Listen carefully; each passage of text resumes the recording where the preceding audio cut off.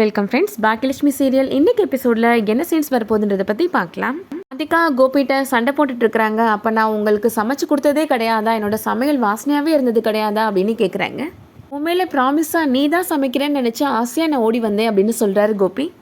கேமேலெல்லாம் promise பண்ணாதீங்க, எனக்கு ஏதாவது ஆயிரப்போகுது அப்படின்னு சொல்கிறாங்க ராதிகா. டென்ஷன் ஆகாமல் கூலாக இரு ராதிகா அப்படின்னு சொல்கிறாரு கோபி. இந்த வீட்டில் இருந்தே நான் எப்படி டென்ஷன் ஆகாமல் இருக்க முடியும், என்னை பார்த்து யார் யாரெல்லாம் கேள்வி கேட்குறாங்க தெரியுமா அப்படின்னு சொல்கிறாங்க ராதிகா. யார் உன்னை பார்த்து கேள்வி கேட்டா அப்படின்னு கோபி கேட்குறாரு. இல்லை அந்த பாக்கியா தான் அப்படின்னு சொல்கிறாங்க ராதிகா. உங்கள் ஹஸ்பண்ட் ஏன் உங்களை விட்டுட்டு மற்றவங்க என்ன பண்ணுறாங்கன்னு பார்க்குறாங்க அப்படின்னு ஏன்ட்ட கேட்குறாங்க அப்படின்னு ராதிகா சொல்கிறாங்க. இந்த அளவுக்கு அவளுக்கு தைரியம் வந்துருச்சா அப்படின்னு கோபி திட்டுறாரு. அவங்க சரியாக தானே கேட்குறாங்க அப்படின்னு சொல்கிறாங்க ராதிகா. பாக்கியாவை பற்றி நீங்கள் ஏன் கவலைப்படுறீங்க, அவங்க இன்னும் உங்கள் மனசில் இருக்கிறாங்க அப்படின்னு சொல்கிறாங்க ராதிகா. அதனால தான் அவங்கள யாரோ பொண்ணு பார்க்க வராங்கன்னு நினச்சிட்டு நீங்கள் அவ்வளோ வருத்தப்பட்டுட்டு இருந்தீங்க அப்படின்னு சொல்கிறாங்க. உங்கள் குழம்பு வச்சதும் ஓடி வந்து பார்க்குறீங்க அப்படின்னு ராதிகா கேட்குறாங்க. அவங்க தான் அவங்கள இம்ப்ரெஸ் பண்ணுறாங்கன்னு நினச்சேன், ஆனால் நீங்கள் தான் அவங்கள மறக்கவே இல்லை அப்படின்னு ராதிகா சொல்கிறாங்க. சரியில்லை கோபி அப்படின்னு திட்டுறாங்க. கோபி சொல்கிறாரு, உண்மையாகவே அந்த டிஷ் நீ தான் சமைச்சேன்னு நினச்சி தான் நான் துள்ளி குதிச்சு ஓடி வந்தேன், நீ தான் தப்பாக புரிஞ்சுக்கிட்ட ராதிகா அப்படின்னு சொல்கிறாரு. ராதிகா கோபியை மறைச்சி பார்க்குறாங்க. கோபி வேகமாக ரூம்லேருந்து வெளியில் வந்துடுறாரு. அடுத்ததாக கோபி இப்போது பாக்கியாவை பார்த்து பேசுகிறாரு. நீ ஏன் தேவையில்லாமல் ராதிகாவை டிஸ்டர்ப் பண்ணிட்டு இருக்கிற, இன்னொரு தடவை அவட்ட ஏதாவது பேசினேன்னா நான் பார்த்துட்டு சும்மா இருக்க மாட்டேன் அப்படின்னு சொல்கிறாரு கோபி. அப்படித்தான் பேசுவேன் அப்படின்னு சொல்கிறாங்க பாக்கியா. உங்கள் ஒய்ஃபை அவங்க வேலையை பார்த்துட்டு போக சொல்லுங்கள் அப்படின்னு சொல்கிறாங்க பாக்கியா. வேணான்னு முடிவு பண்ணியாச்சு, நீங்கள் உங்கள் வேலையை பார்த்துட்டு போக வேண்டியது தானே, உங்களுக்கே என்கிட்ட கேள்வி கேட்குற உரிமை கிடையாது, உங்கள் ஒய்ஃப் வந்து எதுக்காக கேள்வி கேட்குறாங்க அப்படின்னு கேட்குறாங்க பாக்கியா. இதுக்கெலாம் வந்து நான் பதில் சொல்வேன்னு நினச்சிட்டு இருக்கிறீங்களா, எனக்கு 1000 வேலை இருக்குது அப்படின்னு சொல்கிறாங்க பாக்கியா. கோபி ரொம்ப நக்கலா, ஆமாம் இவங்க பெரிய தொழிலதிபர் அப்படின்னு சொல்கிறாரு. ஆமாம் நான் தொழிலதிபர் தான் அப்படின்னு சொல்கிறாங்க பாக்கியா. நீங்கள் எத்தனை பிஸ்னஸ் பண்ணுறீங்க, ஒரு பிஸ்னஸ் தானே அப்படின்னு சொல்கிறாங்க பாக்கியா. ஆனால் நான் 3 பிஸ்னஸ் பண்ணிகிட்ருக்கிறேன் அப்படின்னு சொல்கிறாங்க. ஈஸ்வரி கேட்ரிங், ஈஸ்வரி மசாலா, ஈஸ்வரி கேன்டீன் அப்படின்னு சொல்கிறாங்க. உங்களை விட நான் அதிகமாக சம்பாதிக்கிறேன்ற விஷயம் உங்களுக்கு தெரியுமா தெரியாதா அப்படின்னு கேட்குறாங்க பாக்கியா.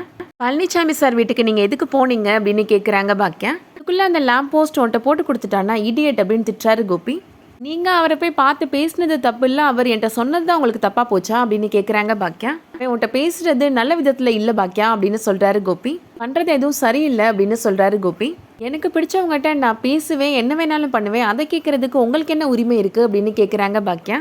கல்யாணத்துக்கு முன்னாடி ராதிகாட்ட நான் பேசினதுக்கு நீ என்னெல்லாம் திட்டிருப்ப, என்னெல்லாம் என்கிட்ட சண்டை போட்டிருப்ப அப்படின்னு சொல்கிறாரு கோபி. இதுவும் ஒன்றா அப்படின்னு கேட்குறாங்க பாக்கியா. நீங்களும் நானும் ஒரு பேப்பரில் சைன் பண்ணியிருக்கிறோம், அதை போய் எடுத்து படித்து பாருங்கள், இங்கிலீஷில் தான் போட்டிருக்கும், தெரிலனா என்கிட்ட வந்து கொடுங்க, நான் எக்ஸ்பிளைன் பண்ணுறேன் அப்படின்னு சொல்கிறாங்க பாக்கியா. என்னோட விஷயத்தில் தலையிட்டு வேவு பார்க்குறது, நான் பேசுகிறவங்ககிட்டலாம் போய் நீங்கள் பேசுகிறது, இதெல்லாம் சரியில்லை அப்படின்னு சொல்கிறாங்க பாக்கியா. இதை கண்டினியூ பண்ணிகிட்டே இருந்தீங்கன்னா என்ன பண்ணுவேன்னு எனக்கே தெரியாது, இங்கேருந்து போங்க அப்படின்னு சொல்லிடுறாங்க பாக்கியா. எழில் அமிர்தா 2 பேருமே அமிர்தாவோட அம்மா அப்பா வீட்டுக்கு போகிறாங்க. சின்ன அடிதானப்பா, ஃபோனில் கூட விசாரிச்சிருக்கலாம்ல அப்படின்னு அமிர்தாவோட அப்பா சொல்கிறாரு. நான் பையனை சொல்கிறீங்க, அப்பாவுக்கு அடிபட்டா பையன் வந்து பார்க்க வர மாட்டானா அப்படின்னு எழில் கேட்குறாரு. 2-3 நாள் தங்கிட்டு தானே போவீங்க அப்படின்னு அமிர்தாவோட அப்பா கேட்குறாரு. அவசரமாக கிளம்பி வந்துட்டோம்ப்பா, அடுத்த தடவை வரப்போ கண்டிப்பாக 1 வாரம் இருந்துட்டு போவோம் அப்படின்னு சொல்கிறாரு எழில். அடுத்ததா இனியா படிச்சுட்டு இருக்கிறாங்க. பாக்கியா இனியாவுக்கு அட்வைஸ் பண்ணிட்டு இருக்கிறாங்க. இனியாவை விட நீங்கள் தான் ஆண்டி ரொம்ப டென்ஷனாக இருக்கிறீங்க அப்படின்னு சொல்கிறாங்க ஜெனி. இவ 10th நல்ல மார்க் வாங்கினதுனால தானே +1 நல்ல குரூப் கிடச்சிச்சு அப்படின்னு சொல்கிறாங்க பாக்கியா. அதே மாதிரி +2 நல்ல மார்க் வாங்கினாதான் அவளுக்கு நல்ல காலேஜில் நல்ல கோர்ஸில் இடம் கிடைக்கும், இந்த எக்ஸாம் தான் அவளோட லைஃபையே தீர்மானிக்க போகுது அப்படின்னு சொல்லிட்டு இருக்கிறாங்க பாக்கியா. கோபி பாக்கியா பேசுறது நின்று கேட்டுட்டு இருக்கிறாரு. இப்போ இனியாட்ட வந்து பேசுகிறாரு. எக்ஸாம்னா ரொம்ப டிஃபிகல்ட்டாக இருக்குன்னு எல்லாருமே பயமுறுத்துவாங்க, அதை கேட்டலாம் நீ டென்ஷன் ஆகிடக்கூடாது இனியா அப்படின்னு சொல்கிறாரு. இந்த ஒரு எக்ஸாம் உன்னோட லைஃப்பை டிசைட் பண்ண போகிறது கிடையாது இனியா அப்படின்னு சொல்கிறாரு.